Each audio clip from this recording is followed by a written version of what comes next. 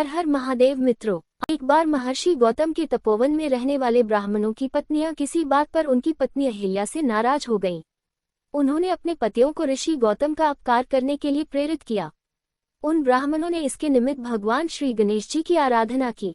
उनकी आराधना से प्रसन्न हो गणेश जी ने प्रकट होकर उनसे वर मांगने को कहा। उन ब्राह्मणों ने कहा, प्रभु, यदि आप हम पर प्रसन्न हैं तो किसी प्रकार ऋषि गौतम को इस आश्रम से बाहर निकाल दें। उनकी यह बात सुनकर गणेश जी ने उन्हें ऐसा वर मांगने के लिए समझाया, किंतु वे अपने आग्रह पर अटल रहे। अंततः गणेश जी को विवश होकर उनकी बात माननी पड़ी। अपने भक्तों का मन रखने के लिए वे एक दुर्बल गाय का रूप धारण करके ऋषि गौतम के खेत में जाकर रहने लगे।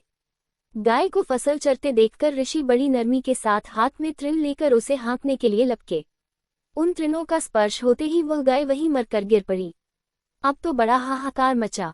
सारे ब्राह्मण एकत्र हो गो हत्यारा कहकर ऋषि गौतम की भर्त्सना करने लगे। ऋषि गौतम इस घटना से बहुत आश्चर्यचकित और दुखी थे। अब उन सारे ब्राह्मणों ने कहा कि तुम्हें यह आश्रम छोड़कर अन्यत्र कहीं दूर चले जाना चाहिए। गो हत्यारे के निकट रहने से हमें भी पाप लगेगा। विवश होकर ऋषि गौतम अपनी पत्नी अहिल्या के साथ वहां से एक कोस दूर जाकर रहने लगे, किंतु उन ब्राह्मणों ने वहां भी उनका रहना दूभर कर दिया। वे कहने लगे, गो हत्या के कारण तुम्हें अब वेद पाठ और यज्ञादि के कार्य करने का कोई अधिकार नहीं रह गया। अत्यंत अनुनय भाव से ऋषि गौतम ने उन ब्राह्मणों से प्रार्थना की कि आप लोग मेरे प्रायश्चित और उद्धार का कोई उपाय बताएं।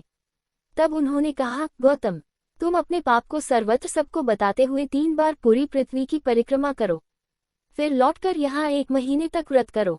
इसके बाद ब्रह्मागिरि की 101 परिक्रमा करने के बाद तुम्हारी शुद्धि होगी, अथवा यहाँ गंगाजी को लाकर उनके जल से स्नान करके 1 करोड़ पार्थिव शिवलिंगों से शिवजी की आराधना करो। इसके बाद पुनः गंगाजी में स्नान करके इस ब्रह्मगिरि की 11 बार परिक्रमा करो। फिर 100 घड़ों के पवित्र जल से पार्थिव शिवलिंगों को स्नान कराने से तुम्हारा उद्धार होगा। ब्राह्मणों के कथनानुसार महर्षि गौतम वे सारे कार्य पूरे करके पत्नी के साथ पुनर्तः तल्लीन होकर भगवान शिव की आराधना करने लगे। इससे प्रसन्न हो भगवान शिव ने प्रकट होकर उनसे वर मांगने को कहा। महर्षि गौतम ने उनसे कहा, भगवान, मैं यही चाहता हूँ कि आप मुझे गोहत्या के पाप से मुक्त कर दें। भगवान शिव ने कहा, गौतम, तुम सर्वथा निष्पाप हो। गोहत्या का अपराध तुम पर छलपूर्वक लगाया गया था। छलपूर्वक ऐसा करवाने वाले तुम्हारे आश्रम के ब्राह्मणों को मैं दंड देना चाहता हूँ।